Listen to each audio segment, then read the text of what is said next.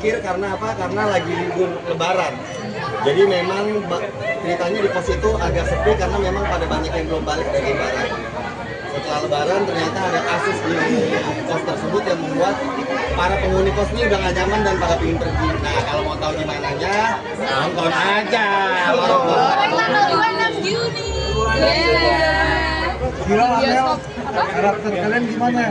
Kalau saya sebagai anak gym di lorong kos itu sebagai Ayu, Amel sebagai Ayu itu anak gym yang kayak aduh capek banget deh gue sama hidup ini gitu. Gue mau tenang, kenapa gue jadi nggak tenang gitu? Kenapa mati? Aku nggak jadi tenang.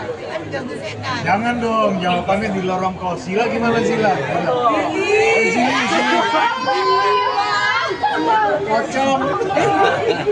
Aku Zili berperan sebagai Tika. Sebenarnya Tika ini lumayan karakter yang amat-amat terjebak di situasi yang tidak diinginkan. Niatnya mau menghemat tapi malah jadi stres ya. Jadi stres. Udah. Adin? Oh enggak kok, enggak. Aku di sini jadi Ira, mahasiswi, penghuni kos yang paling muda, paling lucu, paling polos, paling baik, paling sayang sama semuanya. Sayang banget.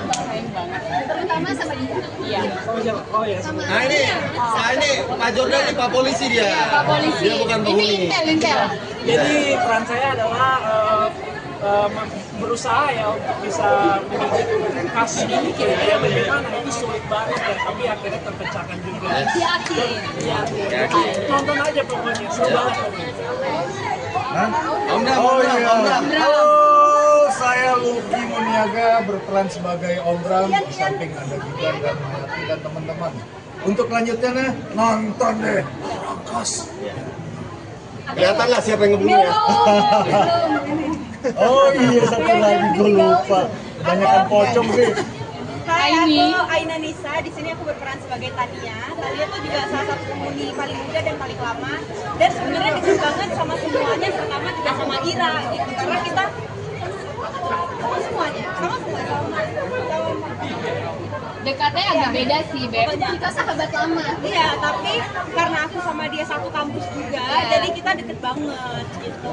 Dan sebenarnya Tania inilah nggak mau banyak spoiler, tapi karena Tania inilah jadi ada kejadian-kejadian. Mulanya dari Tania. Kok karena Tania? Karena kita semua. Kejadiannya harus dipecahkan sama saya pokoknya. Bukan dong, sama lorong kos harus wajib nonton lorong kos tanggal 26 Juni 2025 Rame-rame di yuk ngomongnya. Lorong. kos. Tanggal 26 Juni, jangan lupa. Betul. Kosan mana sih? Saya lupa kok. Kak, boleh nggak nih diskusi Kak? Mungkin ada pengalaman yang nggak enak saat syuting tuh ada kejadian apa gitu? Semua ada kayaknya. Semua ada. Karena emang lokasinya serem ya. Pertama lokasi serem, hotel kita juga serem. Emang director kita meminta kita untuk merasakan ambience-nya selama kita proses syuting. Kita nggak dikasih enak istilahnya supaya kita merasakan horornya itu tiap hari. Intensity itu pengalaman mistisnya waktu di Setiap jam. Pengalaman mistisnya, oke, salah satunya itu karena memang kayak yang kata Kak Gibran tadi, hotel tempat kita stay itu kan udah hotel lama dan serem banget ya, creepy banget.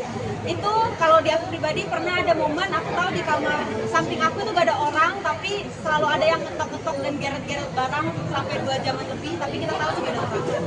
Itu di aku. yang lain Ya, satu-satu mungkin Adira juga pernah diketokin ya? Iya, aku diketok jam 2 dan itu posisinya aku nanya sama asistenku, dia juga dengar katanya walaupun samar-samar, terus dia buka dan gak ada siapapun. Dan besoknya aku tanya ke orang make up dan mereka pun katanya di jam yang tipis-tipis bedanya sama aku diketok juga. Kalau aku lebih ke kayak apa ya? Ada sebenarnya aku udah mandi ya. Soalnya kenapa harus mandi ya selesai syuting ya? Terus habis itu Kamel nggak pernah mandi. enggak lah, aku mandi selalu. Habis itu kayak aku, ini kenapa ya? Aku udah selesai mandi, terus tiba-tiba kayak aku udah mau tidur, kenapa ada suara air? Oh mungkin biar tidurnya lelap kali ya. Tapi bukannya kamarnya Amel udah kayak princess ya? Iya, tapi tetap aja. Ada orang di belakang lagi nge-live ya?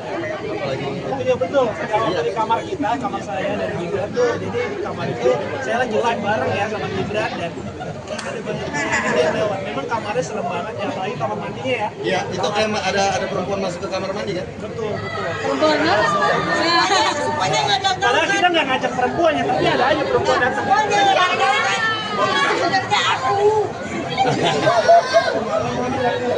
aku kenalnya lokasi syutingnya.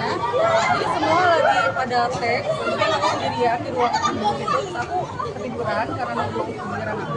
Aku merasa ada yang lewat depan aku, terus suara ayah di kamar bunyi gitu. Sampai ada satu asisten, aku lupa asisten siapa ya, kayak asisten kamu deh. Datang kayak Haji, ada orang, ada. Aku bilang, kayaknya tadi ada satu bangun, udah stop aja. Kok lama ya di, udah belum ya gitu, nggak kebuka. Akhirnya aku bilang, siapa sih? Coba kita buka dan nggak ada siapa-siapa, dan akhirnya di apa sih namanya? Di baknya itu kayak goyang-goyang gitu, itu benar. Bak yang di tunggu kita tunggu. Oh, oke. Dan aku cuma kayak lihat-lihatan aja gitu. Oke, fine, kita tidur lagi aja. Gitu. Udah gitu. Oh, jadi ini Saya nakut-nakutin hantunya malah. untuk teman-teman Indigo khususnya dan teman-teman yang intuisinya tebal pasti bisa melihat itu salah satu adegan Om Bram sedang mengobati untuk mengusir makhluk halus di kos-kosan. Di situ salah satunya makhluk halus itu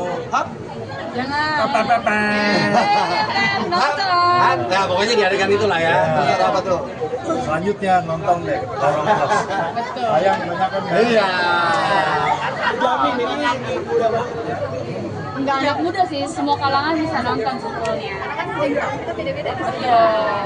Karena dia juga cerita di apa dari berbagai dunia Iya.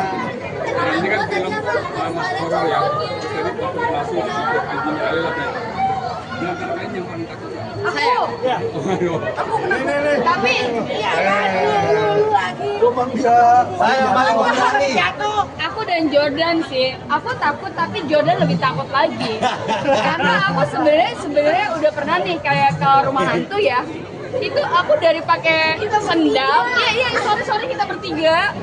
Itu aku udah pakai sendal nih biar nyaman gitu kan. Sendalnya putus tuh pulang-pulang aku nggak pakai sendal sama sekali. Ini tangannya Zili nih. Nggak tahu deh tuh. Setan. Aku masalahnya yang tadi Gibran, kita sudah sampai merah.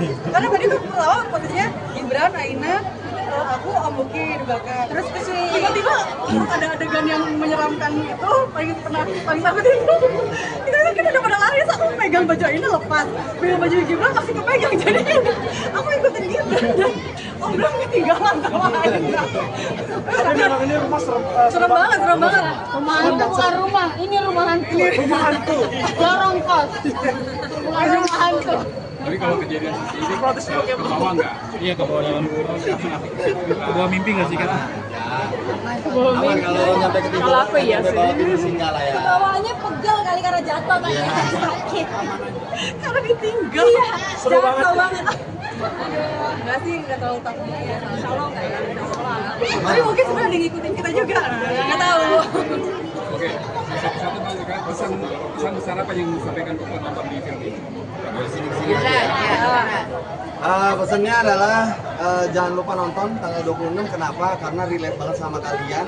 Apalagi kita tahu 60% anak muda di Indonesia, di Jakarta tentunya pasti ngekos. Jadi relate banget, pasti akan ngerasain ketakutan yang sama. Itu dia. Kalau kalian datang ke sesuatu tempat, baiknya mengucapkan permisi ataupun apapun itu untuk kebaikan dan juga nonton Lorong Kos. Aku ketakutan itu dari diri sendiri. Lagi kita tidak berbuat sesuatu yang jahat, tidak perlu takut karena ciptaan Tuhan juga setan. Tapi kalau dia tidak membunuh kita